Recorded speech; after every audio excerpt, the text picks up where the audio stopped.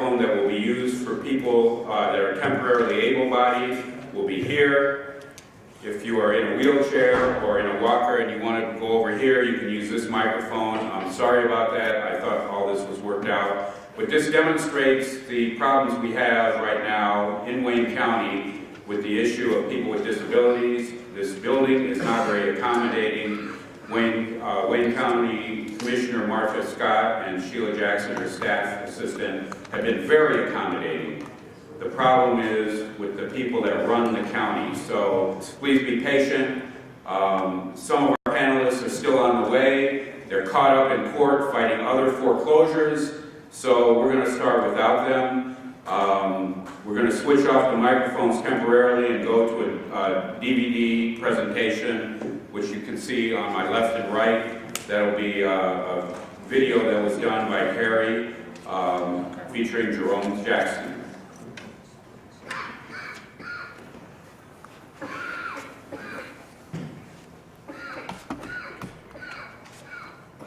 Coming today. I wanted to start by introducing the panelists that we do have here right now and a little bit about how this will go. We of course have Jerome Jackson, who we've all gathered here today to hear Jerome's story and to push for advocacy for in the housing foreclosure, particularly with people with disabilities. We also have Lisa Franklin here, who is the Detroit Metropolitan Chapter President of Warriors on Wheels. We also have Martha Scott, Commissioner Martha Scott, who is upstairs right now, I believe, taking care of something, but she will be back in a moment. And then we are waiting on a few other people who I will introduce when they get here. My name is Mary Burns. And I'm an assistant professor of sociology at Mary Grove College. I'd like to first start by asking Jerome. We do have a looks like a cordless mic here. That's for the camera. To talk about his experiences beyond the video. So. That's for the camera. That's fine. Oh, I'm sorry. Thank you. Good morning. Good afternoon. No, it is on. It's just on. to the Okay. tape. It's not to the Good house. morning. Good afternoon. I'm proud to see everyone was able to make it. It's sort of hard to keep talking about it because it shouldn't be happening. It shouldn't happen to me. It shouldn't happen to any other disabled people with disability. What I like to say about the tape is it's all true. You know, none of it is fiction. I went through a housing program to get it. I really want to thank Martha Scott, her team. I want to thank all of the staff from the Eviction Defense Moratorium Now, Ms. Franklin from Warriors on Wheels, and all other disabled people that were able to make it here today, which are good friends of mine that we've been through a lot of things, playing basketball, traveling the world, you know, getting able to just really be independent for ourselves, to see how we can help other disabled people become independent. I'd like to thank my lawyer. He's here now, Bob Day, for all the nights he's been up, unsleep, writing and putting stuff together. Mike Shane has been a great person in my life to really be there every time I needed him. It's just so bad that situations come like this, and we have to, we have to fight, and we really shouldn't have to fight for something that's given to you. You know, it came from a dream, and from a dream now it's erupted to, I'm sitting in here telling y'all that I didn't want to be in the politic part of this, but it's here. So now I got to stand up and really just do what I need to do to make things come out the way they should come. I've contacted Robert Ficano, never called me back.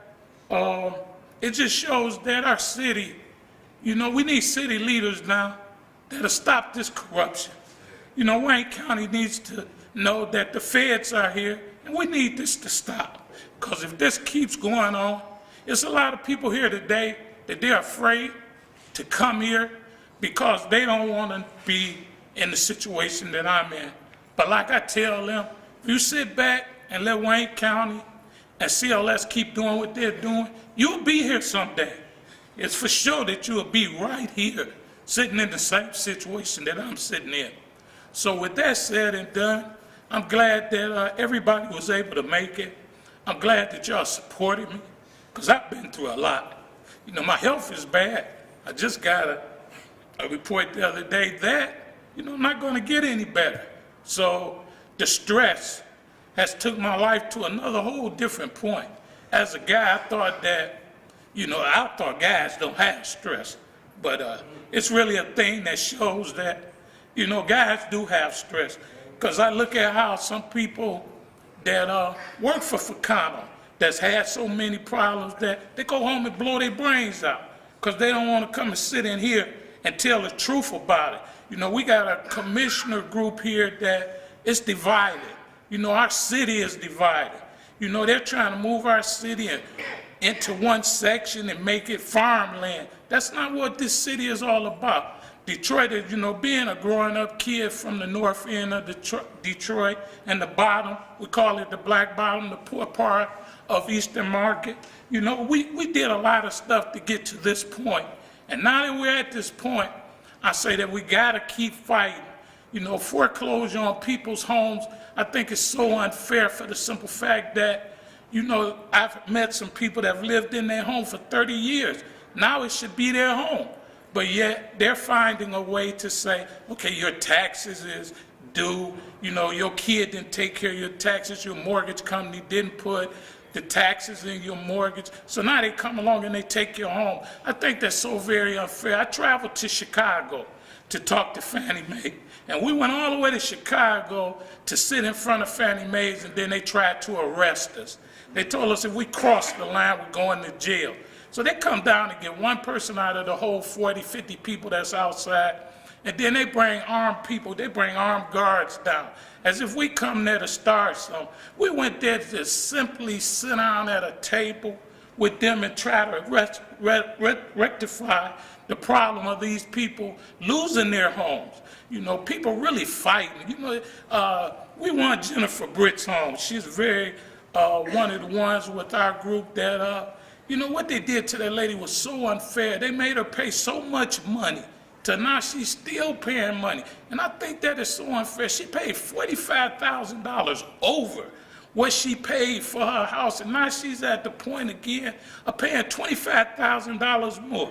That is outrageous for people to do that to people. So with that, I'm just saying, you know, we need to find out how we can get Ficano to sit down. It's some kind of way to make him sit down, because he has to have a boss too. And if his boss looks at that he's not going to do anything for anybody, then we'll know next time that we will not re-elect those ones to make decisions for us. We have a mayor that, you know, I tried to talk to, been to his office, and all of his people are telling me, well, you need a lawyer. Okay, I already know I need a lawyer, but I need to talk to him. You know, I know Dave Bing personally. You know, I know his stepson is my best friend. So it was like, you know, to go through that transition of trying to talk to him and nobody wanted to have him talk to me, I think that's unfair. I think that at any time that you need someone else to help you as an able-bodied or disabled person, and they know the conditions that you're in and what you can stand, they should step up to the plate. They should have no doubt. You know, now when I lay down at night, I can't even sleep because I'm wondering, when is the dumpster going to be in front of my house? But I guarantee anybody in this room, they put a dumpster in front of my house, it's going to be a bad situation. It's really going to be a bad situation, because I've done too much in that home for them to come and sit my stuff on the grass. I'm not going for that. You know, and I'm saying that in a point that, you know, I'm tired. You know, you get tired of fighting, but you have to keep fighting. You go to bed dreaming, well, what's going to happen? When it's going to happen? But like I said, I'm really blessed to have the people that I have that's with me, that's 100%. They're not 99%, they're 100%. Because they're there every time I need them. Day or night, I can call them. They getting up out their bed, they come. I don't have to worry about that. So with that said, I mean, just bless y'all. Bless everybody in this room for being able to wake up this morning. I also would like to say we could take a moment just for the Newtown, Connecticut situation. You know, I hope that that never happens in Michigan. I hope that we never go to the mall or nobody ever comes to our elementary school, you know, with the intention to hurt and kill innocent kids. You know, I sent that to Facebook and Facebook wrote me back. I was really proud to get a comment back from Facebook that they literally sent my stuff international for me speaking on that matter. So with that in all in detail, I'm going to give it back to Lisa, who's been a really great person. I mean, Mary, who's been a really great person in helping me put a lot of stuff together. So let's give her a hand because she's good.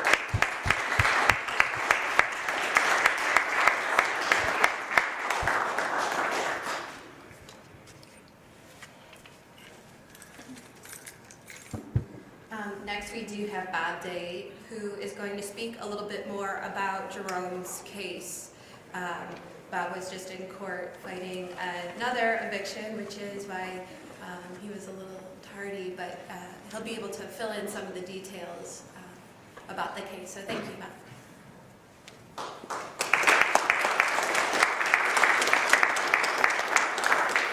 Thanks. Sorry I'm late, but we were stuck at 36 and the judge was late and we just got the case finished. So, and it was an important case.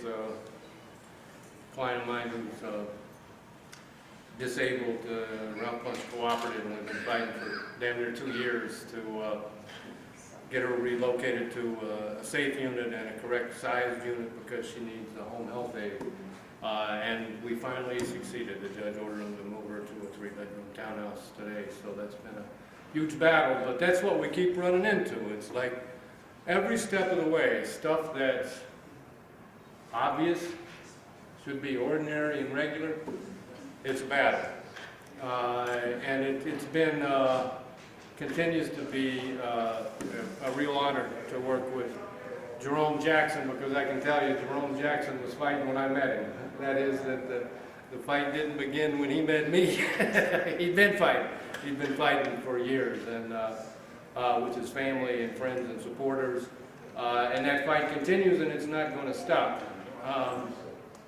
I happened to turn on PBS last night, and they had a special about Americans with Disabilities Act from 1990. And the thing that struck me was that when that bill was stalled in Congress, hundreds of people with disabilities went to Washington, and they went to the rotunda of the Capitol. Most were in wheelchairs, and they wheeled in, and under their coats they had chains.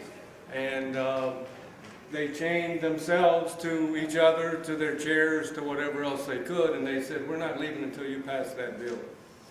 And that bill passed, and it has meant real improvements, and that's what we fight about all the time. That's what I was fighting on in court today. But the thing I think we want to reflect on, that was 22, 23 years ago, is the self-organization of people with disabilities and their supporters, and what an impact that had at that time, and the direct action. That is that they didn't just call their congressman or just write letters or whatever. They took their bodies and they went to Washington and they chained themselves together in the rotunda.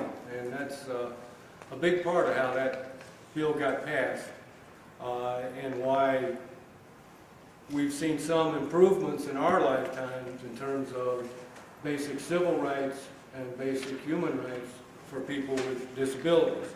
And those are gains, as always, that have been won through struggle. They didn't come from the goodness of anybody's heart. They didn't come from on high. They didn't come from any savior. They came because people with disabilities, their families, their supporters organized and fought and won those rights. So that's something we want to remember. But here's the bad news. Those rights are under attack. They're being pushed back. They're being torn apart. And it's not just people with disabilities. We're seeing this across the board. And in the last 5 years, we've seen the widest range, the broadest range of wholesale attacks on working people, on poor people, on single moms, on kids, on people with disabilities, on immigrants. You go down the list and it's a wholesale attack. It's class war. That's what's going on. The ruling class, the powers that control this society have declared war on working people in the working class and everybody who's a part of that. And we all know that people with disabilities are an important, a very important part of that working class and the working people. And so I think what we're learning is that we can't win these fights as individuals. We can't win these fights as a lawyer. The only way we can win these fights is when people get organized, when we unite our forces, when we stand in solidarity with each other, and when we say to the courts, to Fannie Mae, to Wayne County, to CLS, you are not putting Jerome Jackson out of his home. That is not happening.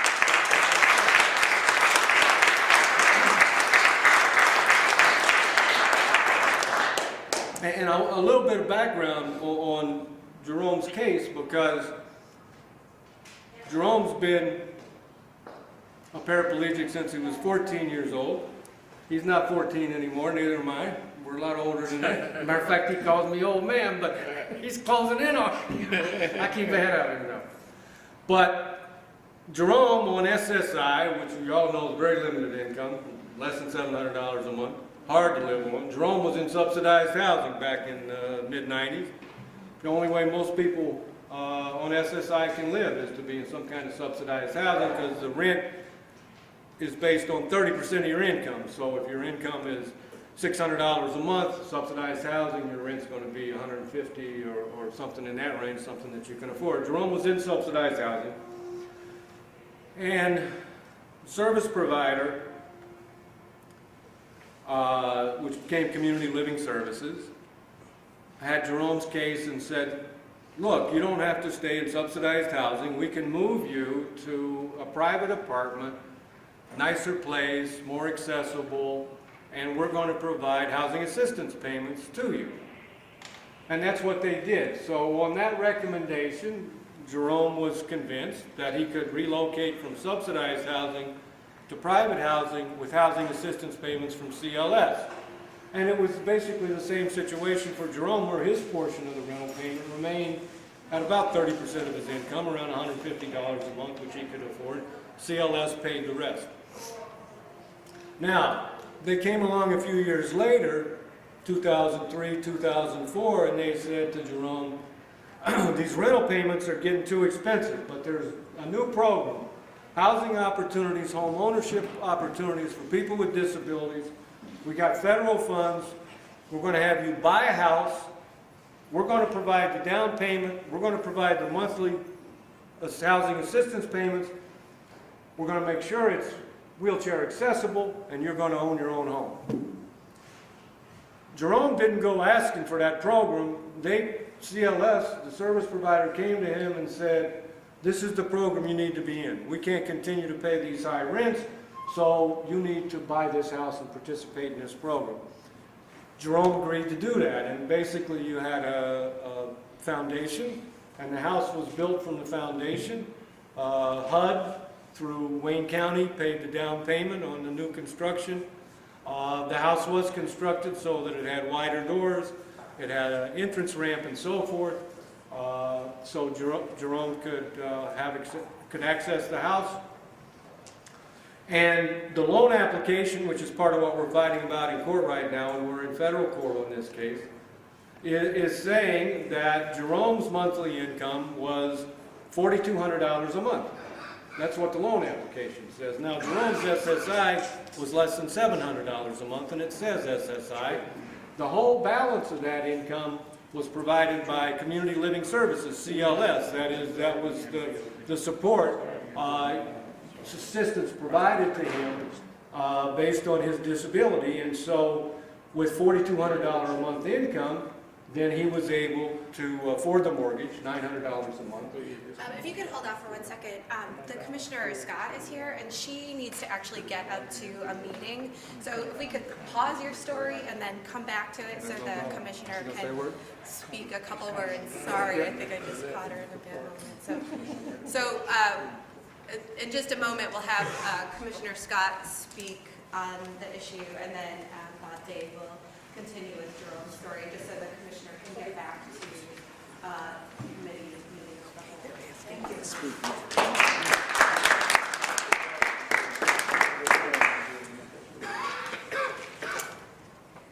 Thank you so much. Good afternoon, everyone. Good afternoon. It's an honor and a privilege to be able to have you here.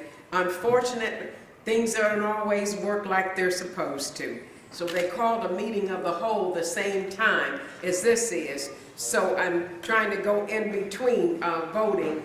But I wanted to be here. The reason why I took up this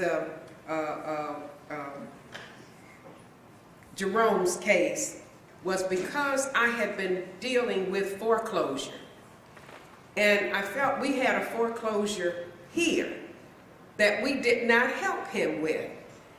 So I just really didn't understand what was going on. He's not in my district, and he's in Inkster, but I felt that because of me dealing with the foreclosure, and he was going through foreclosure, that it was certainly my responsibility as an elected official and a county commissioner to try and do something about this. And so that's what I have been trying to do. And this is like our second meeting. We did have one upstairs, and some of the other commissioners did say that they wish they could come down. But the meeting is the same time as, it is the committee of the whole that is meeting upstairs. But let me just say that I will continue to do whatever I can in this case to keep working on it for you. You know, I always believe, my dad told me a long time ago when I was a little girl, if I believed in something, to stand up. He said, don't lean for a moment. He said, if you do, they'll ride you and they'll never stop. So I don't intend for any of them to ride me here. I will continue. I've been in the political arena a long time. And this is my second time back at the county. But when I was here before, we didn't have a charter. And that meant that we didn't have a county exec. We had 27 commissioners, and we were the legislators as well as the administrator. And I chaired human resources. So I'm not afraid of doing these things. I've been dealing with these human issues in every position that I have held. So I will continue to stand up and fight for you all that I can, and anyone else that needs my help, you know. I will continue to do that. I did say to the attorney just the other day that I just believe that all parties could come together rather than us going to court. It just doesn't make sense to continue to give this money to attorneys when we don't have to. You know, to me, life is simple, but we just make it so complicated, and it is just not fair. But then people say, well, what's fair? I said, what's fair is that we all treat one another alike, you know. We're all God's children, so we should all be treated equally. And from what I had learned about this was just what the attorney had said earlier, that you had gotten into a program for the mentally ill. And I do believe that because you were not mental, that they weren't able to force those things upon you that they wanted to. And I told them just like that, you know. And because it was no fault of yours that you were put in the wrong program in the first place. So that's why I will continue to fight for what is fair for you. And so hopefully we can soon resolve this. Yeah. So anyway, please forgive me for not being able to stay through the whole meeting, but I will try and come back again. Hopefully the meeting doesn't last too long. All right? All right. God bless you. Know that I love you, and I will continue to fight. Thank you. Thank you.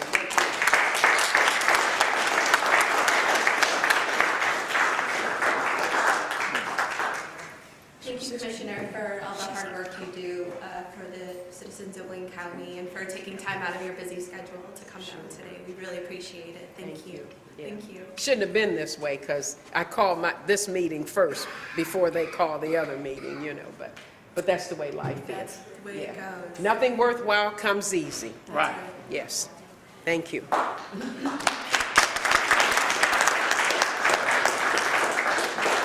like to ask Bob Day to come back up. Thank you, Bob, for taking some time out to do that, and then we'll ask Bob some questions. The good news is with lawyers, like a damn faucet, you know, you turn it on, you turn it off, and then you just start talking again, it's not a problem.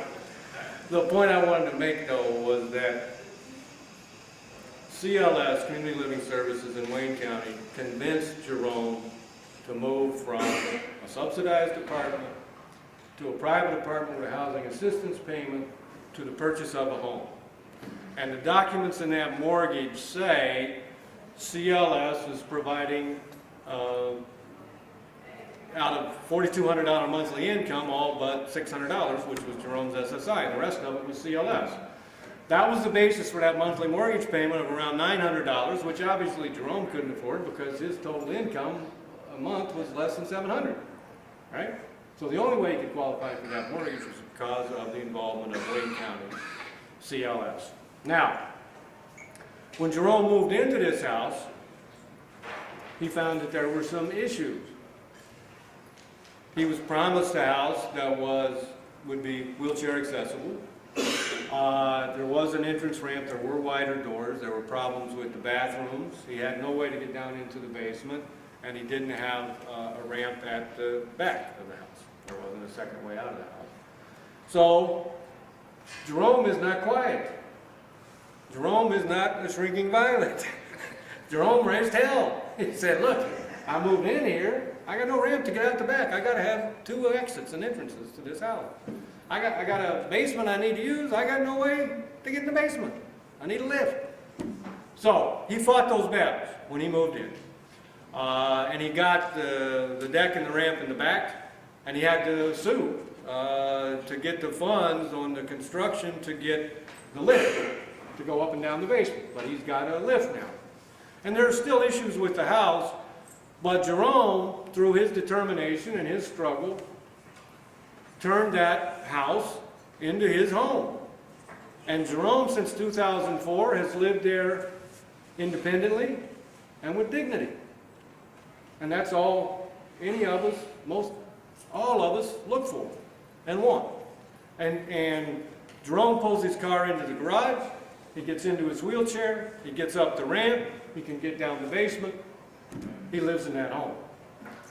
Now, Jerome continued to struggle to make improvements to that home, to put all his efforts into having the home truly be accessible. He got into arguments with CLS, and CLS management started to tell him, if you continue to make complaints, if you continue to ask questions, you're going to lose benefits. And that's what they set up. All right? And if you look through all the documents, you can see from 2005 to 2006, after Jerome was living in the house, that CLS made a change with the state, and they said Jerome, prior to that, was eligible for a Medicaid waiver. And then after that, in 2006, they said he was no longer eligible for a Medicaid waiver. In other words, CLS made that shift. And in the long run, it cost Jerome benefits. It meant fewer benefits were available to him. The monthly mortgage payments continued to be made. Jerome paid his portion of the payment every month. As a matter of fact, CLS had it set up so that Jerome's monthly SSI check went to CLS, to money minders, they took out his portion of the monthly mortgage payment, which was $139 every month, and then out of that, Jerome got additional money for food and utilities and so forth, and hell, it's not a lot, but that's the way it was set up. My point is, this whole program, this whole purchase of the home was set up and run by CLS and Wayne County, and Jerome agreed to that, and Jerome has participated in that, and Jerome has had a home because of that. Now, CLS eventually made good on his promise. Benefits were cut, and in 2009, CLS simply stopped paying their portion of the mortgage. So for those first 5 years, CLS had paid the balance of the mortgage each month, housing assistance payments for Jerome. So if the monthly payment was $900, Jerome paid $139, CLS paid $760 or whatever that balance was every month, straightforward, real simple. And then suddenly, 2009, CLS cuts him off. They stopped the payment.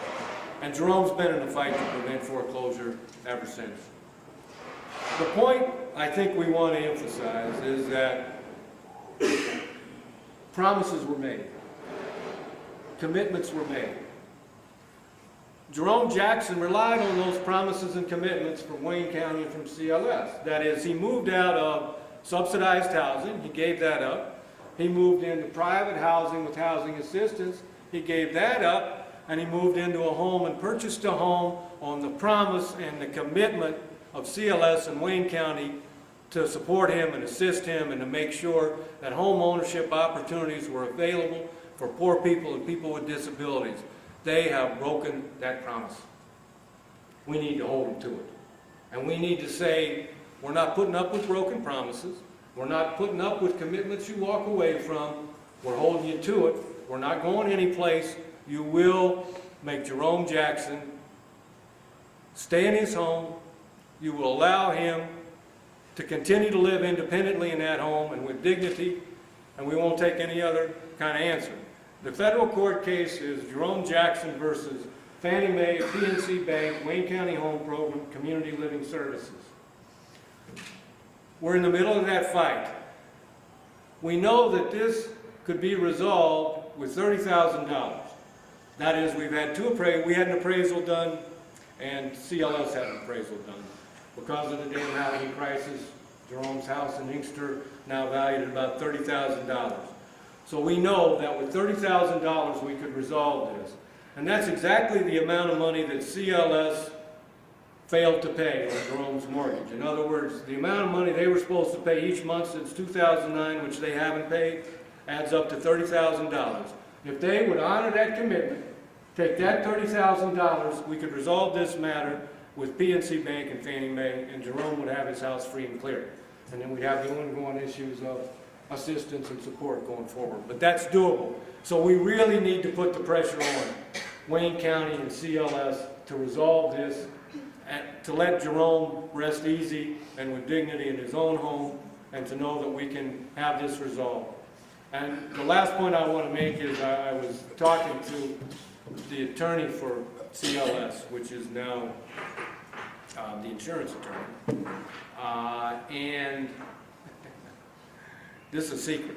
But the first thing she said to me was, can you stop all the cards and letters and emails going to the Ficano and the Wayne County commissioners and all that? And I, of course, was perfectly honest and said, I got no control over it. And I said, Jerome has got a lot of support and broad support in the community, and that support is coming through.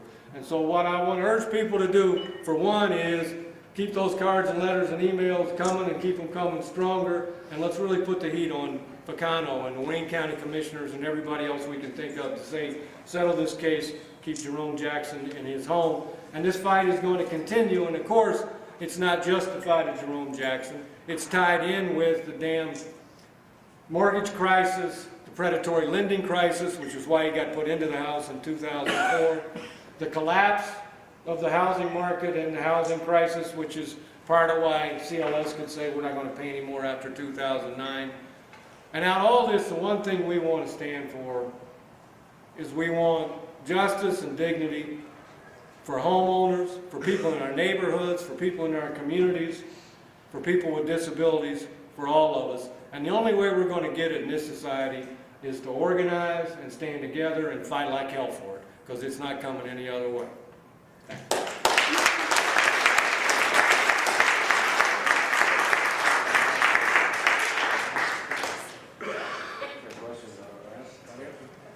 So Lisa, Frankfurt has some questions. Yeah, I have 3 questions for you, Attorney Day. Where do the funds for the program actually come from? Does the program still exist? And has Jerome's income changed? Last part, Jerome's income has changed only slightly with increases in SSI, but otherwise, that's his income is SSI. The main funds, this is a federal program, and it was the housing funds in particular were the home ownership for, it was literally titled home ownership for low-income and people with disabilities. And it was to provide home ownership opportunities for people who couldn't otherwise qualify because of their income. So it was down payment grants from federal funds from the federal government. $30,000 in Jerome's house came from HUD, went through Wayne County Home Program.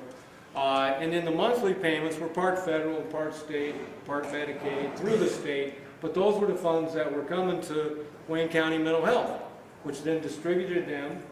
CLS was the provider.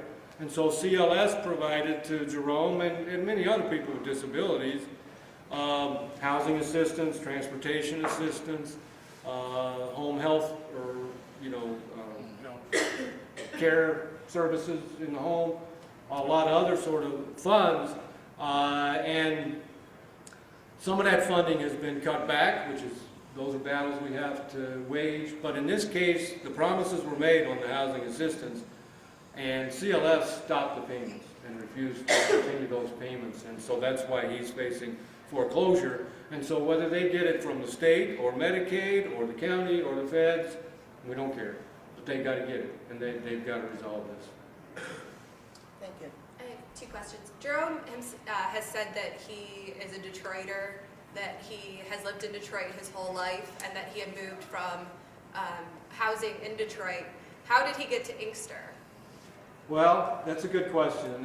It's part of what we're trying to figure out, but I will say that Jerome was looking at some different places and some different apartments in different areas, not all in Detroit, Southgate, some other places.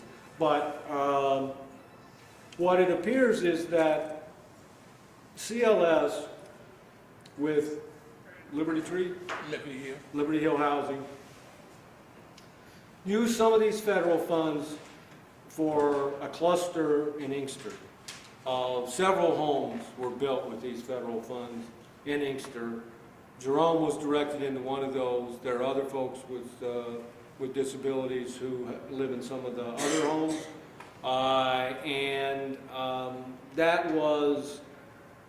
There were cluster homes in Inkster that were picked for this. Now, whether there were some additional issues about why Jerome would be directed to Inkster, that's part of what's going on with Discovery, but that was part of a Wayne County program to build these houses in Inkster for people with disabilities. And my second question is does CLS provide any other services to Jerome besides housing currently? Transportation. I have a mileage transportation of $2,600 a year, which my assistant that comes into my house disagreed with CLS on that funding of the $2,600 because they wanted her to transfer me everywhere, that I needed to go, and that would pay for the mileage.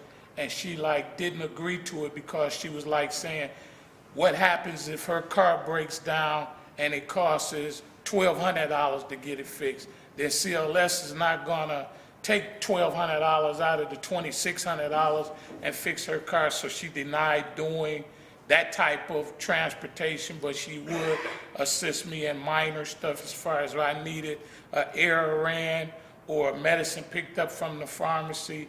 So with that said, we also sat down with Martha Scott. I'd like to put this in that Bob didn't put in. We also sat down with Martha Scott and the committee, with Wayne County's half a committee. We sat down with them and they asked CLS, were they still paying other people's mortgages? They gave us a 10-minute break, told us they'd call us back. They called back and told Wayne County, yeah, they were paying other people's, still paying other people's mortgage, still paying all of their lights and gas, their transportation and everything, even leasing, still leasing cars, paying the insurance on the cars. And so then they turn around, we asked them, well, why is it that you're not helping Jerome Jackson continue to live his life independent like you are with others? And they took the fifth. So it was a done deal then.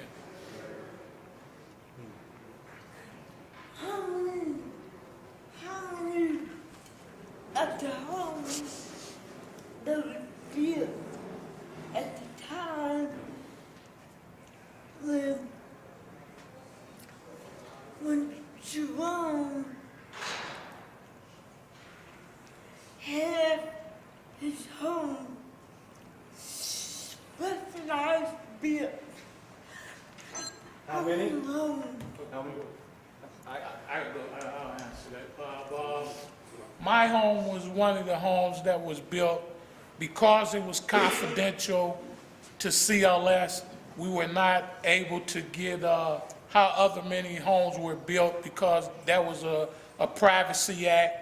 But yet there were some homes that were not built, you know, specific from the ground up, but they put them in the house. They put people in the houses that were in the programs, and they made the houses become accessible for them for the simple fact that they had the funding to do it. And there's still a lot of people right today that are in those homes, but I really believe that the reason that they're all still in those homes is because they were able to turn their homes into group homes.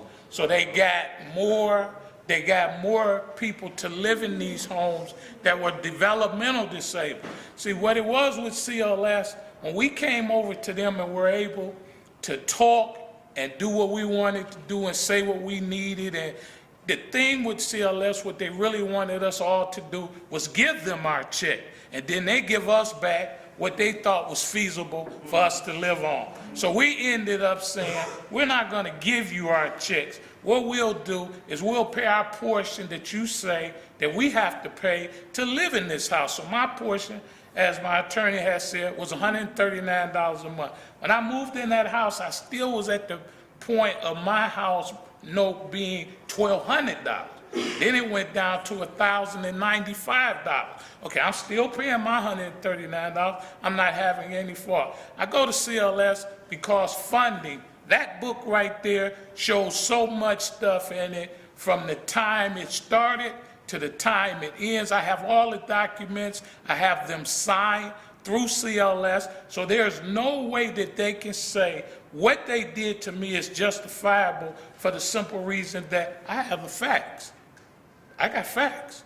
So when we do get before a judge, that's why I keep telling my attorney, I just don't want it to like be a situation where, okay, yeah, well, we paid for Jerome's house and that's it. Okay, we're not gonna give him another dime for that. Because of the simple fact that they showed $57,000 a year, that was to me, to be able to afford this home. They showed the light, gas bill, water bill, they paid it. They came to me with that. I didn't go to them with that. They showed me that, you know, your rights can be taken at so easy of a time that when you are vulnerable to it, of not reading. I had stopped really reading a lot of stuff in the briefs that I have and ended up falling short of my dream. But I shouldn't fall short of my dream when I gave them and signed the okay to on the line to get this home. And with that said and done, it's just, you know, the book reads itself. We're still gathering some information, but we think there were at least 5 or 6 houses built in Inkster under this program, probably some more in the county, and then of course it was a federal program, so a lot more across the country. One point I wanted to make was when we started to fight this, we went to meetings with CLS to say, what the hell's going on? You stopped making his monthly payment. He's facing foreclosure. He's getting thrown out. And they said, well, Jerome has 2 alternatives. He can turn his home into a group home or he can get a job. Now, he can turn his home into a group home where he can get a job. My mouth dropped open. This is CLS, providing services to people with disabilities. Jerome's been disabled for many years, and he's not a kid anymore and has some health issues and whatever. And so for CLS, the service to provider, to say the solution is Jerome should go get a job, I couldn't believe that was coming out of their mouth. But that's what they were saying, and that was how much contempt they had for Jerome, his rights, and his situation, and for what they're supposed to be doing, right? The only reason they're existing is to provide assistance to people with disabilities, and then to come in and say to Jerome, we're not paying a cent for you that we promised to pay. If you want to stay in your home, go get a job. Well, to hell with it. Go ahead, back. Yeah, I have 2 or 3 comments and a question. Well, comment 1 is CLS has 2 entities, one in Oakland County, one in Wayne County, or is it Macomb? All 3, right? Now, Jerome is a native Detroit. Why the hell didn't CLS buy a home in Detroit and modify it for the gentleman? And everything easier? It's a reasonable question. Good, probably pretty decent question. I don't have the answer. Of course, I'm not CLS, thank God. So I don't have the answer. The reason, I want to answer that question that the gentleman just asked. The reason why I didn't get a house in Detroit was because CLS's people that get the houses for people didn't want to service Detroit. They wanted to make it stay around Wayne, where they were at, Inkster, Romulus. You know, being a native Detroiter, they had the nerve to tell me that they had no one that really wanted to work from their part for people to live in Detroit. So that's why I ended up, the only way I got back to Detroit was I ended up living in Harbortown. And at that particular time, Harbortown didn't have accessible rent issues, but CLS said, we'll pay $1,200. It started out at $1,075. Then it went to $1,200. Then that's when I got the call from CLS to say that, okay, the rent is too high. It's time for you to move. So I asked Milton Carthens, who was the provider with me, I said, well, Milton, how can they just, he said, man, listen, they called me today and told me if you don't move or find a house soon, they're going to put you out. And I was like, how can they put me out? And they put me in. So all of a sudden, I fell into the crack of Liberty Hill being a housing organization that was up under CLS. So they told us that we had to get into the program. We got certificates in the book. I got a certificate for going through the housing program, learning. But the one thing that we didn't learn as individuals from the housing program was what happens if they foreclose on your home. That was never discussed through the whole housing program. That if you get foreclosed on, who should you turn to? So learning that lesson of getting foreclosed on, that I had no one to turn to. So I went to legal aid.